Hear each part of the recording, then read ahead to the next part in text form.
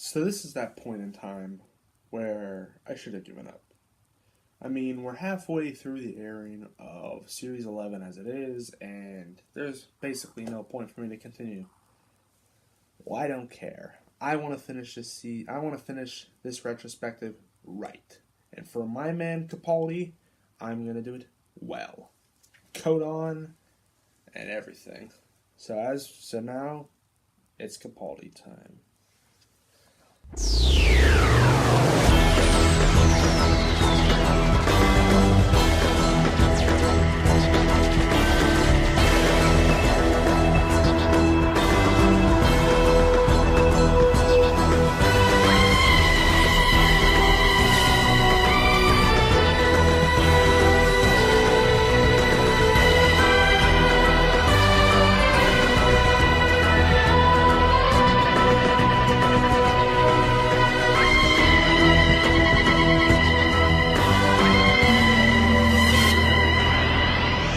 Lost the coat and I'm wearing a different shirt, but continuity doesn't matter. Let's start with the series premiere, Deep Breath, which featured dinosaurs, Victorian London with lizard women, potato men, half-faced robots, and Peter Capaldi. Yeah, very interesting episode. I like the threat of the half-faced man and his android army trying to destroy Victorian London. And it was a pretty creepy episode, and the 12th Doctor is he's introduced as a super mysterious and not so trustworthy and sinister figure that nobody really trusts yet.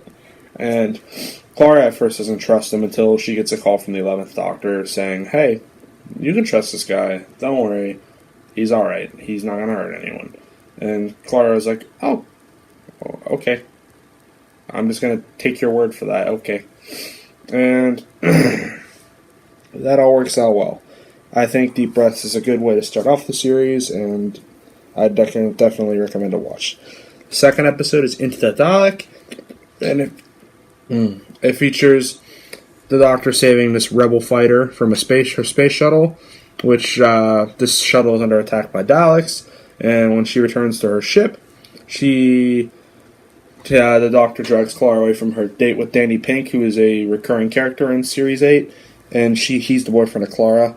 And they go into this friendly Dalek named Rusty, who is good, but the Doctor kind of corrupts him and makes him cruel when he goes inside by accident because he's such a cranky. And Rusty becomes Rusty becomes evil, trying to destroy the Daleks. And then we also, from the first episode, we meet this woman named Missy, and she's the leader of Heaven. And she's also, She's also, just someone who's here. We'll get more into her later. And then after the whole Dalek thing, the Doctor takes Clara back home, and everything's all good. It's also a good episode. I recommend watching it. Robot of Sherwood, on the other hand, is Mark Gatiss going back down from his winning streak of the Crimson Horror. And it's a very weird episode. It's the Doctor and Clara going back to England, ancient England, meeting Robin Hood, who the Doctor is very adamant about not believing is real. Well, he is real, and then they have to go fight robots. Yeah, Sheriff Nottingham has robots. Who knows? I don't know. If you want somewhat of a decent episode, I guess that you can watch it, but I don't like it. I'd give it a thumbs down. Now, luckily, the episodes go back up with Listen, where it begins with after Clara has a failed date with Danny Pink. She finds the Doctor waiting for her at her house, and he's been having this dream that he believes has perfected its ability to hide, and he thinks it's the monster that's been under everyone's bed, that one dream everyone's had.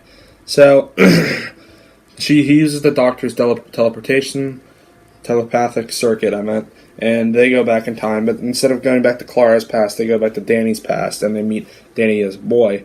And then after that, they go and meet Orson Pink, who in the future is like Danny's grandson, I think.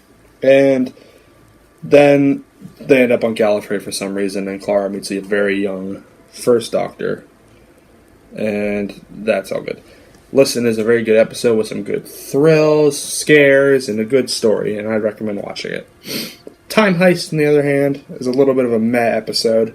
Basically, the Doctor assembles a crew of like criminals, and they go and try to rob this bank. I don't know why, but they try to rob this bank, and there's something to do with this alien creature, and I don't exactly know why they're robbing this bank, but they're robbing it for some reason, and that's okay, I guess.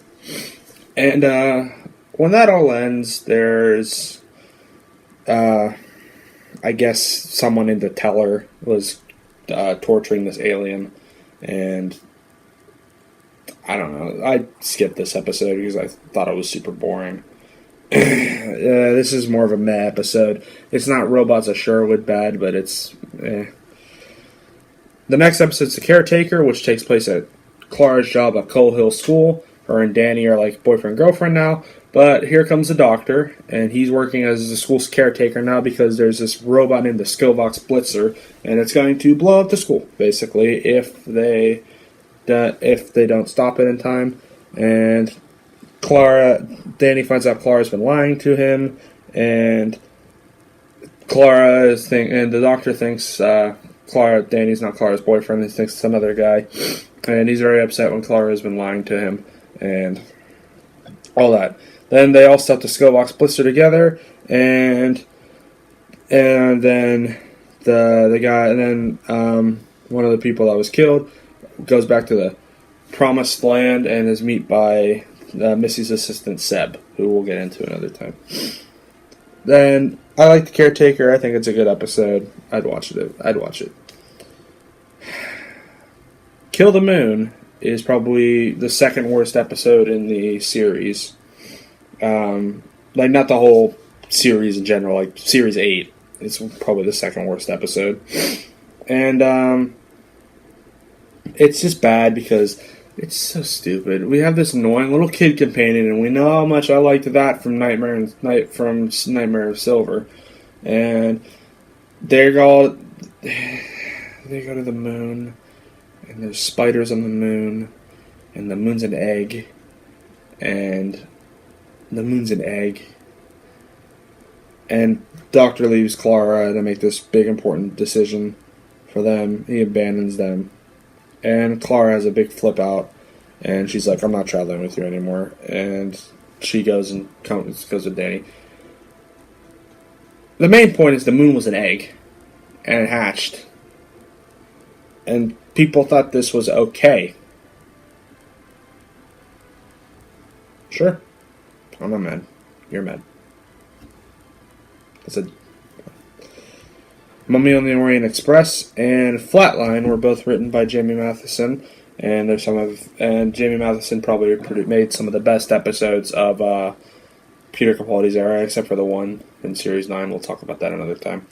And Mummy on the Orient Express is Clara joins the Doctor for one last trip before she decided that she was going to leave the TARDIS in the last episode, and they're having a chain based on the Orient Express, and what they don't know is there's this mummy creature that's been killing people, and nobody knows what the mummy is or why it's killing people or why only certain people can see it. The Doctor finds out it's actually based on the train's rogue computer system, Gus, and that he also knew it was super dangerous to come here, and Clara gets super pissed about that. But the Doctor actually saves everyone, and Clara is like... in the end, when he saves everyone, is like, you know what, I actually kind of want to stay for a little longer.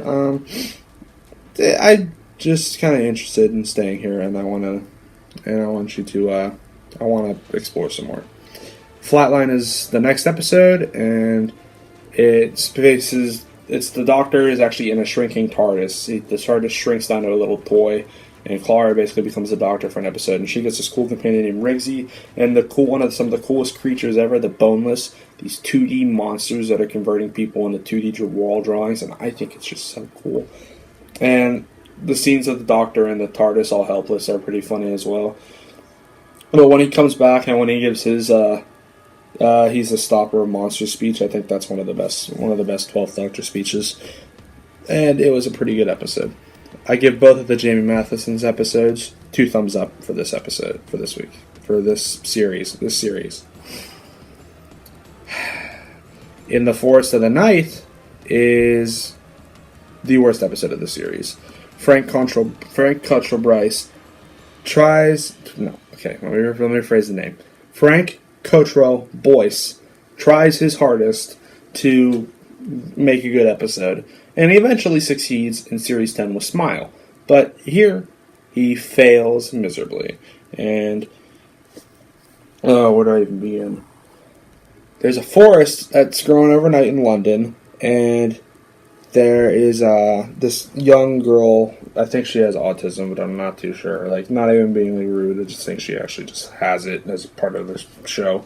She finds the Doctor's TARDIS, and he's like, well, technically, there's not supposed to be a forest here, and why is there a forest here? And that's the whole plot of the episode. Why is there a forest here?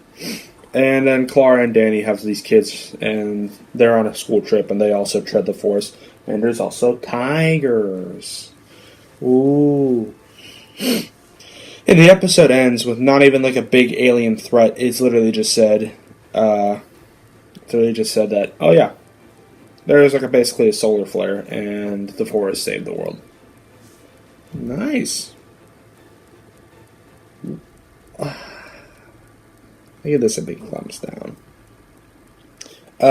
Luckily, the series ends off strong with Dark Water and Death in Heaven, the 2-part finale, which were directed by Rachel Talalay, who directed all the finales for the Capaldi series, for the Capaldi era, as well as Capaldi's final episode. Dark Water, Danny dies, and Clara is very upset, and she basically betrays the Doctor by burning the TARDIS keys and basically cementing that he can't trust her. But he trusts her anyway, and they go to this 3W Institute where they meet Missy in real life, who's pretending to be android. She's not an android. And then they find these skeletons, and they're trying to find out what happened to Danny and how to get him back. They find out, though, that these skeletons that are in these water-like tanks are Cybermen, and so the Cybermen are being controlled by Missy, and Missy turns out to be the Master. Yes, you heard me right. The Master is now this woman played by Michelle Gomez, and she's perfect. I think she's honestly my second favorite incarnation of the Master behind Roger Delgado's classic incarnation. And I find her just amazing. And also added recreation of the Second Doctor's St. Paul's Cathedral scene. That is great. And Dark Water is more of a setup episode, and Death in Heaven is the action episode. Cybermen start going crazy around Britain, and the unit's called in. Kate Stewart returns, Osgood returns, and they are taken on a plane. And Doctor is pronounced President of the Earth. Osgood is killed by Missy. Missy crashes the plane, and the Doctor free falls onto the TARDIS in a pretty badass scene. And then they all meet together in the cemetery. Missy offers the Cybermen army to the Doctor. The Doctor is like, I am not. Then the Doctor finally snaps out of his, am I a good man? And he just says, I'm an idiot with a box.